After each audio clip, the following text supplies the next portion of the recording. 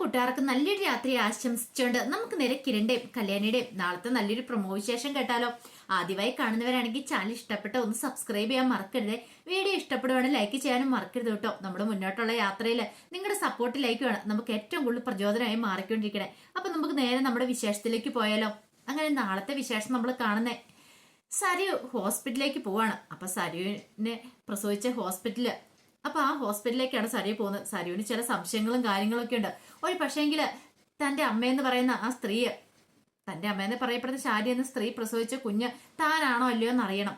അതല്ലെന്ന് DNA ഫലത്തിലൂടെ അറിഞ്ഞു. പക്ഷെ അങ്ങനെയാണെങ്കിൽ ആ കുഞ്ഞിന് എന്ത് സംഭവിച്ചു അതറിഞ്ഞേ മതിയാവുള്ളൂ. എത്രയും പെട്ടെന്ന് തന്നെ അറിയണം. അങ്ങനെയാണെങ്കിൽ ഒരു പക്ഷെ ആ കുഞ്ഞു മരിച്ചു പോയിട്ടുണ്ടാവും. അതോ ഇനി വേറെ എന്തെങ്കിലും അവിടെ കളികൾ നടന്നിട്ടുണ്ടോ എന്ന് അറിയില്ല. അങ്ങനെ എന്തെങ്കിലും അറിഞ്ഞാൽ മാത്രമേ ഇനിയിപ്പൊ തന്റെ അമ്മ ആരാന്നുള്ള സത്യത്തിലേക്ക് എത്തിച്ചേരാനായിട്ട് പറ്റുള്ളൂ.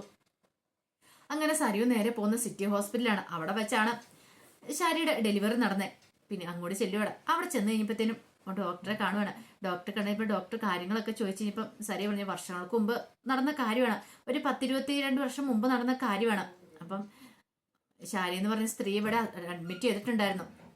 പക്ഷെ അവരുടെ കുഞ്ഞല്ല ഇപ്പൊ അവരുടെ കൂടെയുള്ള കുഞ്ഞെന്ന് DNA ടെസ്റ്റിലൂടെ അറിഞ്ഞു. അതെന്റെ ഒരു ഫ്രണ്ടാണ്. അപ്പൊ അതിനെക്കുറിച്ച് അറിയാൻ വേണ്ടി വന്ന ഒരു പക്ഷേങ്കില് അന്ന് ആ കുഞ്ഞ് മരിച്ചു പോയിട്ടുണ്ടോ അതിനി എന്താ സംഭവിച്ചെന്ന് അറിയില്ലല്ലോ എന്ന് പറയണം. ഒരു പക്ഷെ റെക്കോർഡ്സ് ഒക്കെ നോക്കുകയാണെങ്കിൽ അറിയാൻ പറ്റുമല്ലോ അവരുടെ കുഞ്ഞ് മരിച്ചു പോയിട്ടുണ്ടോ ഇല്ലയെന്നൊക്കെ അറിയാൻ സാധിക്കുമല്ലോ എന്ന് പറയണം. ഇത് കേട്ട് കഴിഞ്ഞപ്പോഴത്തേനും ഡോക്ടർ അതെ കുറെ വർഷം മുമ്പുള്ള കാര്യമല്ലേ, ഞാനൊന്ന് നോക്കട്ടെ. ഒരു കാര്യം ചെയ്യാം, നിങ്ങൾ ഒരു 2 ദിവസം കഴിഞ്ഞിട്ട് വന്നോളൂ എന്ന് പറയണം. അതിനുശേഷം ഞാൻ നോക്കിയിട്ട് പറയാന്ന് പറയണം. ശരിയെന്ന് പറഞ്ഞ് സരു അവിടെ നിന്ന് ഇറങ്ങുവാണ്. സരുവിന്റെ മനസ്സിൽ വല്ലാത്ത വേവലാതി ഉണ്ടായിരുന്നു. ഒരുപക്ഷെ എന്തായി തീരുമെന്ന് അറിയത്തില്ല. 2 ദിവസം കഴിയുമ്പോൾ അറിയാം. ഇനിയിപ്പോ അന്ന് തന്റെ അമ്മയുടെ വയറ്റിലുണ്ടായിരുന്ന ശാരി എന്ന് പറയുന്ന തന്റെ അമ്മയുടെ വയറ്റിലുണ്ടായിരുന്ന കുഞ്ഞു മരിച്ചു പോയതാണോ അതോ ഇനി എന്തെങ്കിലും സംഭവിച്ചതാണോ എന്നൊന്നും മനസ്സിലാകുന്നില്ല. അമ്മ ഇത്രയും കാലം പറ്റിക്കപ്പെടുകയായിരുന്നു, അച്ഛനെ അമ്മേനെ കളിപ്പിച്ചുകൊണ്ടിരിക്കുകയായിരുന്നു അറിയത്തില്ല. അപ്പൊ അതിന്റെ സത്യാവസ്ഥകളൊക്കെ അറിയണമെങ്കിൽ ആ ഹോസ്പിറ്റലിൽ നിന്ന് അറിയാനായിട്ട് സാധിക്കുള്ളൂ. അങ്ങനെ സരു അവിടെ നിന്ന് ഇറങ്ങി തിരിക്കുകയാണ്. സരുവിന്റെ മനസ്സിലൊരു കാർമേഘം ഉരുണ്ടു കൂടിക്കൊണ്ടിരുന്നു. ഒരു പക്ഷേ ഈ സത്യങ്ങൾ അറിഞ്ഞു കഴിഞ്ഞാൽ പിന്നെ തനിക്ക് വെറുതെ ഇരിക്കാൻ പറ്റില്ല. അമ്മയും അച്ഛനും കൂടെ ചേർന്നാണ് തന്നോട് ഈ ചതി ചെയ്തുകൊണ്ടിരിക്കുന്നെങ്കിൽ അതൊരിക്കലും പൊറുക്കാനും പറ്റാത്ത തെറ്റാണ് ചെയ്തുകൊണ്ടിരിക്കുന്നത്. ആ താരയെന്ന് പറയുന്ന സ്ത്രീയുടെ മോളാണോ അതുകൊണ്ടാണ് അവർ ഇടയ്ക്കിടയ്ക്ക് ഇങ്ങനെ കയറി വന്നുകൊണ്ടിരിക്കുന്നത്. അച്ഛൻ രാഹുലാന്നുള്ള കാര്യം ഉറപ്പാ. പക്ഷേങ്കില് ഇനിയിപ്പൊ അമ്മയുടെ കാര്യത്തിൽ മാത്രം ഒരു സംശയമുള്ളൂ. അതൊക്കെ ഓർത്ത് നടന്ന് ഇപ്പൊ സരുവിന് സമനില ഇട്ടുന്ന പോലെ തോന്നി. ആ സമയം പ്രകാശം ഭയങ്കര സന്തോഷത്തിലാണ്. ഇനിയിപ്പൊ പ്രകാശനൊന്നും നോക്കേണ്ടതില്ല.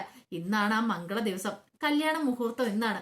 പ്രകാശൻ രാവിലെ തന്നെ എഴുന്നേറ്റ് കുളിയെ കഴിഞ്ഞ് വരുവാണ്. വന്ന് കഴിയുമ്പോഴത്തേനും അങ്ങോട്ടേക്ക് ബാലനും രാജപ്പണ്ണനും ഒക്കെ വരുവാണ്. അപ്പൊ പ്രകാശനെ ഒരുക്കാൻ വേണ്ടി വന്ന അങ്ങനെ അവരങ്ങോട്ടേക്ക് കയറി വന്നു കഴിഞ്ഞപ്പോ തന്നെ വിക്രം ഒന്ന് പോയി നോക്കണം. ഓ നിങ്ങളായിരുന്നോ? ഇതേപ്പോ തന്നെ ബാലനും പറഞ്ഞ് ഞങ്ങള് പ്രകാശനെ ഒന്ന് ഒരുക്കാൻ അധികം ഒരുക്കേണ്ട കാര്യമൊന്നുമില്ല അച്ഛനെ, അച്ഛൻ നന്നായിട്ട് ഇരിക്കണമെന്ന് പറയണം. ഇത് കേട്ടൻ രാജപ്പണ്ണൻ പറഞ്ഞു അങ്ങനെയല്ല മോനെ വിക്രമേ. മോനോ? ആരുടെ മോനെ? ഇന്നലെ തന്നെ ഞാൻ പറഞ്ഞിട്ടുണ്ടായിരുന്നു സാറേന്ന് വിളിക്കണമെന്ന്. സാറെന്ന് മാത്രം വിളിച്ചാൽ എന്ന് പറയാ. ഇത് കേട്ടപ്പം ബാലണ്ണം പറഞ്ഞു ഓ ശരി സാർ, ശരി വിക്രം സാർ എന്ന് പറയണം. ഇന്നത്തോം കൂടെ അല്ലേ ഉള്ളു നിന്റെ അഹങ്കാരം. ഇന്നത്തോടു കൂടി നിന്റെ സാറുപടിയൊക്കെ തീരാൻ പോവാ. നീ കണ്ടോ, നീ അവിടെ നിന്ന് ഒന്നും വല്ലാതിരിക്കുന്ന ഒരു അവസ്ഥയിൽ ഇറങ്ങുന്ന കാര്യം ചിന്തിക്കാനും കൂടി എനിക്ക് സാധിക്കുന്നില്ല. അതിന്റെ മനക്കണ്ണ് ഞാൻ കണ്ടോണ്ടിരിക്കുവാന്ന് പറയാണ്. ഈ സമയം രാജപ്പണ്ണൻ ബാലനോട് പറഞ്ഞു ഓ അവന്റെ ഒരു അഹങ്കാരം കണ്ടില്ലേ, സാറേന്ന് വിളിക്കണം പോലും. അതൊന്നും സാരില്ല രാജപ്പണ്ണ, തൽക്കാലത്തേക്ക് നമുക്ക് അങ്ങോട്ട് ക്ഷമിക്കാം. സാറാണെങ്കിലും കൊള്ളാം എന്താണെങ്കിലും കൊള്ളാം, എന്റെ പണം തന്നില്ലെങ്കിലാ ഞാൻ ഇവറ്റകളെ ശരിയാക്കണേ എന്നൊക്കെ രാജപ്പണ്ണൻ പറയണം. ഈ സമയം ബാലണ്ണം പറഞ്ഞു അത് മിക്കവാറും നെറ്റിയെ വരച്ച ഗോപി പോലെ ആയി തീരുമെന്ന് പറയണം. എന്താ ബാലന നീ അങ്ങനെ പറഞ്ഞേ? ഒന്നുമില്ല, ഞാൻ വെറുതെ പറഞ്ഞാന്ന് പറയണം. കല്യാണി പ്രത്യേകം പറഞ്ഞിട്ടുണ്ടായിരുന്നു ആരോട് ഈ കാര്യങ്ങളെ കുറിച്ചൊന്നും പറയരുന്ന്, കൃത്യസമയത്ത് മാത്രം പ്രകാശൻ അറിയാൻ പാടുള്ളെന്ന്. അങ്ങനെ അവരകത്തേക്ക് കയറി ചെന്നപ്പത്തേനും പ്രകാശ് ഷർട്ടും കൊണ്ടൊക്കെ ഇട്ടോണ്ടിരിക്കുക. കൊള്ളാലോടെ പ്രകാശ, കഴിഞ്ഞ പ്രാവശ്യത്തെക്കാലം ഒന്നുകൂടെ നീ സുന്ദരനായിട്ടുണ്ടല്ലോ. അത് പിന്നെ അങ്ങനെയല്ലേ എന്റെ രാജപ്പണ്ണ വരത്തുള്ളൂ. ദേ ഇന്ന് ഞങ്ങളുടെ കല്യാണം നടക്കാൻ പോവാ. പിന്നെ ഞാൻ ആരാ, കോടീശ്വരനല്ലേന്ന് ചോദിക്കും. അതെ അതെ ഞാൻ സമ്മതിച്ചു വന്നിരിക്കുന്നു കേട്ടോ. എന്നാലും പെട്ടെന്ന് എന്നെ വീണ്ടും നീ ആ ലക്ഷ്മീനെ കറക്കി എടുത്തില്ലേന്ന് ചോദിക്കാം. കറക്കി എടുത്തൊന്നും അല്ല എന്റെ രാജപ്പണ്ണ, അവരെന്റെ പുറകെ വന്ന എന്നെ മാത്രം മതിയെന്ന് പറഞ്ഞ് വാശി പിടിച്ചോണ്ടാ. അല്ലെങ്കിൽ പിന്നെ എനിക്കിത് വല്ലതും നോക്കേണ്ട കാര്യമുണ്ടോന്ന് ചോദിക്കും. ബാലണ്ണം പറഞ്ഞു ഓ അത് ശരിയാ എന്ന് പറയാണ്.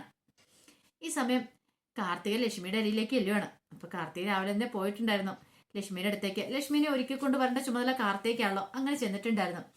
ചെന്ന് കഴിഞ്ഞപ്പോഴത്തേന് ലക്ഷ്മിയോട് ഇരിക്കുക. ഇതെന്താ അമ്മ ഇങ്ങനെ ഇരിക്കണേ? പിന്നെന്താ അമ്മേ, കുറച്ച് ആഭരണങ്ങളൊക്കെ എടുത്ത് അണിയ എന്റെ മോളെ. എനിക്കതിനൊന്നും ഒരു താല്പര്യമില്ല അറിയാലോ. അമ്മ നടക്കാതിരിക്കുന്ന കല്യാണമാണെങ്കിലും നമ്മൾ നല്ല ഗംഭീരമായിട്ട് തന്നെ വേണം ചെല്ലാനായിട്ട്. ആഭരണങ്ങളൊക്കെ അണിഞ്ഞ് സർവാഭരണ വിഭൂഷിതയായിട്ട് വേണം ചെല്ലാനായിട്ടെന്ന് പറയാം. അത് ശരിയാ, അങ്ങനെ തന്നെ വേണം ചെല്ലാനായിട്ട്. അവൻ കണ്ണ് മഞ്ഞളിക്കണം. അവൻ അവസാന നിമിഷം മാത്രം സത്യങ്ങളൊക്കെ അറിയാൻ പാടുള്ളൂ എന്ന് പറയാണ്. ഇത് കേട്ടതും കാർത്തി പറഞ്ഞു, അത് ശരിയാമ്മേ, ഒരു കാരണവശാലും അതിനു മുമ്പ് അറിയരുത്.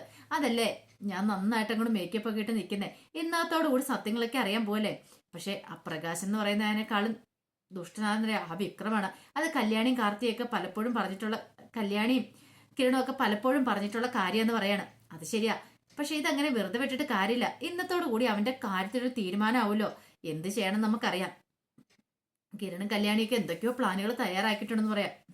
ഇനിയിപ്പൊ കണ്ടു, രാജപ്പണിന് പൈസ കൊടുക്കാനില്ലാതെ വന്നു കഴിയുമ്പോഴത്തേനും ഈ പറയുന്ന പ്രകാശനും വിക്രത്തിനും ഒക്കെ നാട് വിടേണ്ടി വരും. നാട് വിട്ടില്ലെങ്കിൽ അവർ തല്ലിക്കൊല്ലും. രാജപ്പണ്ണൻ വെറുതെ ഇരിക്കുമെന്ന് തോന്നുന്നുണ്ടോ? ഒരിക്കലും ഇല്ല. 10-25 ലക്ഷം രൂപയല്ലേ കൊടുക്കാനായിട്ടുള്ളതെന്ന് പറയാം. അത് ശരിയാന്ന് മഹാലക്ഷ്മി അറിയാം. മുമ്പാ കടമൊക്കെ വീട്ടിൽ കല്യാണി മോളാന്ന് പറഞ്ഞു കേട്ടിട്ടുണ്ട്. പക്ഷെ ഇത്തവണ അവന്റെ കടം വീട്ടാനായിട്ട് ആരും വരത്തില്ല. അതുകൊണ്ട് അവൻ അവിടെ കിടന്ന് നരയിക്കുള്ളെന്ന് പറയണം. അമ്മ പെട്ടെന്ന് റെഡിയാകും, മുഹൂർത്തത്തിന് സമയമെന്ന് പറയും. എന്ത് മുഹൂർത്തം? അതല്ലമ്മേ, നമ്മൾ അതിനു മുമ്പ് ചെല്ലണമല്ലോ. അതാണല്ലോ അതിന് പഞ്ച്. നമ്മൾ അവിടെ ചെല്ലണം. ചെന്ന് കഴിഞ്ഞിട്ട് മാത്രം അവൻ വരാവുള്ളൂ. അവൻ വന്നു കഴിയുമ്പോഴാണ് ഈ സത്യങ്ങളൊക്കെ അറിയേണ്ട. മുഹൂർത്തത്തിന് തൊട്ട് മുമ്പ് മാത്രം അവൻ അറിയാൻ പാടുള്ളൂ. അങ്ങനെ അറിയുമ്പോഴാണ് അതിന്റെ ത്രില്ലുള്ളെന്ന് പറയണം. അല്ല, കിരൺ മോളോ കല്യാണി മോളോ അവരാരും വിളിച്ചോന്ന് ചോദിക്കാം. വിളിച്ചില്ല എന്ന് പറയണം. എന്നാ മോളൊന്ന് വിളിച്ചു നോക്കാൻ പറയാ. അങ്ങനെ കല്യാണിനെ വിളിക്കണം. കല്യാണിനെ വിളിച്ചപ്പോൾ കല്യാണി പറഞ്ഞു, ഞങ്ങൾ റെഡി ആയിക്കൊണ്ടിരിക്കുക കാർത്തിയേച്ചൻ എന്ന് പറയാം. എന്നാ ശരി, അവിടെ എന്തൊക്കെയായി ഒരുക്കങ്ങള്? ഇവിടെ എല്ലാ ഒരുക്കങ്ങളും നടന്നുകൊണ്ടിരിക്കുക. ദേ ഇപ്പൊ തന്നെ ഇവിടെ നിന്ന് ഇറങ്ങാറാവെന്ന് പറയാം. എന്നാ ശരി, ഞങ്ങൾ അങ്ങോട്ട് എത്തിയേക്കാന്ന് പറയാണ്. അങ്ങനെ ഫോൺ വിളിച്ചു ചോദിച്ചു കഴിഞ്ഞപ്പോഴത്തേനും ലക്ഷ്മി ആഭരണങ്ങളൊക്കെ എടുത്ത് വെച്ചിരിക്കുക. പെട്ടെന്ന് കാർത്തി പറഞ്ഞു, ഇതെന്താ അമ്മ ഇടാത്തെ? ഇടാനും പറഞ്ഞുകൊണ്ട് എല്ലാ ആഭരണങ്ങളും ഇങ്ങോട്ട് ഇണീക്കുവാണ്. ഒരു 10-250 പവൻ അങ്ങ് ശരീരത്തിലങ്ങ് ഇടിച്ചു. ഇപ്പൊ കണ്ട ദേ അമ്മയുടെ ശരീരം സ്വർണ്ണത്തിൽ പൊതിഞ്ഞിരിക്കുന്നു. ഇതെങ്ങാനും പ്രകാശം കണ്ടിട്ടുണ്ടെങ്കിൽ എന്റെ പൊന്നോ, പ്രകാശം വെക്കുവാറ് ഇനിയിപ്പൊ അമ്മയുടെ കാലേ വന്ന് വീഴും. ഞാൻ ഒന്നുകൂടെ നിന്നെ കല്യാണം കഴിക്കട്ടെ എന്ന് ചോദിച്ചോണ്ട്. കാരണം അയാളുടെ സ്വഭാവം അങ്ങനത്തെ ആണല്ലോ. സ്വർണത്തിനും പണത്തിനും വേണ്ടിയിട്ട് അയാൾ എന്തും ചെയ്യാൻ മടിക്കാത്തവനാന്ന് പറയാണ്. ഇത് കേട്ടപ്പോൾ ലക്ഷ്മി പറഞ്ഞു, അതെനിക്ക് പണ്ടേ അറിയാവുന്ന കാര്യ. ഇനിയല്ലേ പ്രകാശൻ അറിയാനായിട്ട് പോണേ എന്ന് പറയണം. ആ സമയം ദീപ രാവിലെ നന്നായിട്ട് ഒരുങ്ങുവാണ്. നന്നായിട്ട് ഒരുക്കി കഴിഞ്ഞപ്പോഴത്തേനും ബൈജു അങ്ങോട്ട് വന്നിട്ട്, ആഹാ ദീപേശിയെ, ഇപ്പൊ കാണാൻ നല്ല ഭംഗിയുണ്ടല്ലോ, ഒരു 10 വയസ്സോടെ കുറഞ്ഞ പോലെ ഉണ്ടല്ലോ എന്ന് പറയാണ്. അങ്ങനെയൊന്നും ഇല്ല ബൈജു എന്ന് പറയാണ്. എന്നാലും ദേ ഇപ്പൊ ദീപേച്ചിനെ കണ്ട ആരും ഒന്ന് നോക്കിപ്പോന്ന് പറയാം. ഈ പ്രായത്തിൽ ഇനി എന്നെ ആരും നോക്കാനൊന്നും വരണ്ട. ആ കല്യാണിന്റെ അച്ഛനെ പോലെ ആണെങ്കിൽ അങ്ങനെ ഇപ്പൊ കണ്ടേ 10-55 വയസ്സ് വീണ്ടും പെണ്ണ് കെട്ടാൻ നടക്കുന്നു. മക്കളുമായി കൊച്ചുമക്കളുമായി. അപ്പോഴാണ് അങ്ങേർക്ക് വീണ്ടും ഇത് എത്രാമത്തേന്നറിയോ? 3ാമത്തെ വിവാഹം അയാളുടെ നടക്കാനായിട്ട് പോന്നെ. എന്നിട്ട് യാതൊരു ഉളുപ്പുണ്ടോന്ന് നോക്കി. അയാളെ പോലെയുള്ള അവന്മാരെ എന്താ ചെയ്യേണ്ടെന്ന് അറിയാവോ? ഇത് കേട്ടോ ബൈജു പറഞ്ഞു, പറഞ്ഞിട്ടൊന്നും കാര്യമില്ല. കല്യാണം നടക്കുമല്ലോ ദീപേച്ചി, പിന്നെ നമ്മൾ അവിടെ പോയി കൈകുട്ടിച്ചിരിക്കാൻ പോകുന്നല്ലേ നിൽക്കും. അത് ശരിയാ. ഏതായാലും അയാൾക്കിട്ടുള്ള പണിയാ വരാൻ പോകുന്ന അയാൾ അറിയുന്നില്ലെന്ന് പറയണം. അപ്പോഴേക്കും കിരണും കല്യാണിയും കൂടെ വന്നു. ആഹാ, അമ്മ നേരത്തെ തന്നെ റെഡി ആയിട്ടിരിക്കുവാണോ? പിന്നെ ഞാൻ നേരത്തെ റെഡി ആയിട്ടിരിക്കുവാൻ മോളെ. ആ മംഗളകർമ്മ എനിക്കൊന്ന് കാണണമല്ലോ. പ്രകാശം നെഞ്ചു പടിഞ്ഞ് താഴെ വീഴുന്നേ. അവനോട് 4 വർത്താനം പറയാനുണ്ട്. അങ്ങനെ തകർന്ന് നിൽക്കുന്ന സമയത്ത് വേണം അവന്റെ അടുത്ത് പോയി 4 വർത്താനം പറയാനായിട്ട്. അതിന് വേണ്ടിയിട്ടാണ് ഞാൻ കാത്തിരിക്കണമെന്ന് പറയാണ്. ഇത് കേട്ടതും കിരൺ പറഞ്ഞു, അത് ശരിയാ.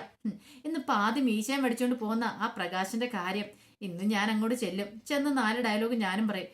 പിന്നീട് ജീവൻ ഉണ്ടെങ്കിൽ ഇനിയിപ്പം മീശ പിടിക്കാൻ പറ്റുള്ളൂ. ചിലപ്പോൾ ഇതൊക്കെ അറിഞ്ഞു കഴിയുമ്പോഴത്തേനും മിക്കവാറും അടുത്ത അറ്റാക്ക് വന്ന് തട്ടിപ്പോകാൻ ചാൻസ് ഉണ്ട്. നിനക്ക് വിഷമമുണ്ടോ കല്യാണി നിൽക്കും? എനിക്കോ? എനിക്ക് ഒരു വിഷമമില്ല കിരണേട്ടാ. മുമ്പായിരുന്നേ എനിക്ക് സങ്കടം ഉണ്ടായിരുന്നു. പക്ഷെ ഇപ്പൊ ഒട്ടും സങ്കടമില്ല. കാരണം അത്രയ്ക്ക് ദുഷ്ടത്തരങ്ങളാ ചെയ്ത് കൂട്ടിയിരിക്കുന്നേ. ഇതൊക്കെ അറിഞ്ഞു കഴിയുമ്പോൾ തകർന്നു കഴിയുമ്പോഴത്തേനും വിക്രത്തിന് സഹിക്കാൻ പറ്റില്ല. കാരണം MD കസാലിൽ ഇരിക്കുന്നതല്ലേ. എന്തൊക്കെ ജാട അഹങ്കാരമാണ്. എല്ലാം ഇന്നത്തോടു കൂടി തീരാനായിട്ട് പോവല്ലേ. മുഹൂർത്തമായ സമയത്തല്ലേ അവർ അറിയത്തുള്ളൂ. അതുകൊണ്ട് പേടിക്കാനൊന്നുമില്ല. പക്ഷെ ആ വിക്രത്തിനെ ഒന്ന് സൂക്ഷിക്കണം എന്ന് പറയണം. ഇത് കേട്ടൻ ദീപ പറഞ്ഞു, അത് ശരിയാ മോനാന്ന് പറഞ്ഞിട്ട് കാര്യമില്ല. അവനെ പോലെ ഒരു ദുഷ്ടപ്പിശാചിനെ ഞാൻ കണ്ടിട്ടില്ലെന്ന് പറയണം. സ്വന്തം പെറ്റമ്മേനെ പോലും തള്ളിപ്പറഞ്ഞവൻ അവനെ എന്ന് പറഞ്ഞു കഴിഞ്ഞപ്പോഴത്തേനും കല്യാണി പറഞ്ഞു, അത് ശരിയാമ്മേ, പക്ഷെ ഇന്നത്തോടുകൂടി അഹങ്കാരം തീരും. ഇനി അവർക്കൊന്നും ചെയ്യാനായിട്ട് പറ്റില്ല എന്ന് പറയണം. അങ്ങനെ അവരെല്ലാവരും കൂടെ കൂടിയിട്ട് കല്യാണ മണ്ഡപത്തിലേക്ക് പോവാണ്. ഈ സമയം പ്രകാശനും വിക്രം എല്ലാവരും വീട്ടിലേക്ക് ഇറങ്ങുവാണ്. വീട്ടിൽ നിന്ന് ഇറങ്ങുവാണ്. ഭാനുമതി മുത്തശ്ശിക്ക് ദക്ഷിണയെ കൊടുത്ത് ഭയങ്കര സന്തോഷത്തോട്ട് അവരിറങ്ങണേ. ഇനിയിപ്പം നമ്മൾ കാണാൻ പോകുന്നേ കല്യാണ മണ്ഡപത്തിൽ എത്തിയ കാഴ്ചകളൊക്കെ ആയിരിക്കും. അവിടെ എത്തുമ്പോഴായിരിക്കും പ്രകാശ സത്യങ്ങളൊക്കെ അറിയണേ. താലി കിട്ടുന്നതിന് തൊട്ട് മുമ്പ് മുഖം നോക്കി കഴിയുമ്പോൾ ഇത് ആരാ എന്താന്നുള്ള സത്യം അതൊക്കെ അറിഞ്ഞു കഴിയുമ്പോഴത്തേനും പ്രകാശനെ നെഞ്ചു പടഞ്ഞ് പ്രകാശം മിക്കവാറും ഇതോടുകൂടി താഴെ വീടുന്ന തോന്നേ. അപ്പൊ അതിന്റെ വിശേഷങ്ങളൊക്കെ നമുക്ക് എല്ലാവർക്കും കാത്തിരിക്കാട്ടോ. ഒരിക്കൽ കൂടി എല്ലാവർക്കും നല്ലൊരു രാത്രി ആശംസിച്ചു നിർത്തുന്നു.